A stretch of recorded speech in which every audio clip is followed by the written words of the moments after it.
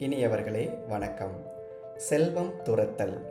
இன்றைய நற்செய்தி வாசகத்தில் செல்வம் என்ற ஒற்றைச் சொல்லை 3 இடங்களில் பயன்படுத்துகிறார் இயேசு. நேர்மையற்ற செல்வத்தை கொண்டு நண்பர்களை தேடிக்கொள்ளுங்கள்.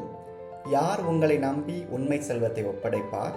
நீங்கள் கடவுளுக்கும் செல்வத்துக்கும் பணிவிடை செய்ய முடியாது. நேர்மையற்ற செல்வம் என்ற சொல்லாடலை பயன்படுத்தும் இயேசு, செல்வம் என்பது பயன்படுத்த வேண்டிய பொருளே தவிர வாழ்வின் இலக்கு அல்ல என்பதை தெளிவுபடுத்துகின்றார். உண்மை செல்வம் என்பது இறையாட்சி சார்ந்தவற்றை குறிக்கிறது. நம்மிடமிருந்து யாரும் பறித்து கொள்ள இயலாத, திருடர் கொள்ளையிட இயலாத, கரையான் அரிக்காத செல்வம் இதுவே. கடவுளே இச்செல்வம். கடவுளை பற்றி கொள்வதிலும் கடவுளில் நம் நிறைவை காண்பதிலும் இது அடங்கியுள்ளது. மூன்றாவதாக, செல்வம் என்பதை கடவுளுக்கு எதிராக முன்வைக்கிறார் இயேசு.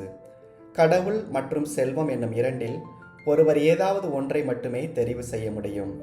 ஒன்று மற்றொன்றுக்கு முற்றிலும் முரணானது. லூக்கா நற்செய்தியில் சீடத்துவம் பற்றிய போதனை வரும் இடங்களிலெல்லாம் பணத்துறப்பு அல்லது செல்வத்துறப்பு பற்றிய குறிப்பும் வருகின்றது. செல்வம் அல்லது பணம் சீடத்துவத்தின் பெரிய தடைக்கல் என்பது லூக்காவின் புரிதல். நற்செய்தி வாசகத்தின் இறுதியில் பண ஆசைமிக்க பரிசேயர் இவற்றையெல்லாம் கேட்டு இயேசுவை ஏளனம் செய்தனர் என்று பதிவிடுகிறார் லூக்கா. தாங்கள் செல்வராய் இருப்பதால் நேர்மையாளர்கள் என்று மொழிந்தனர் பரிசேயர்.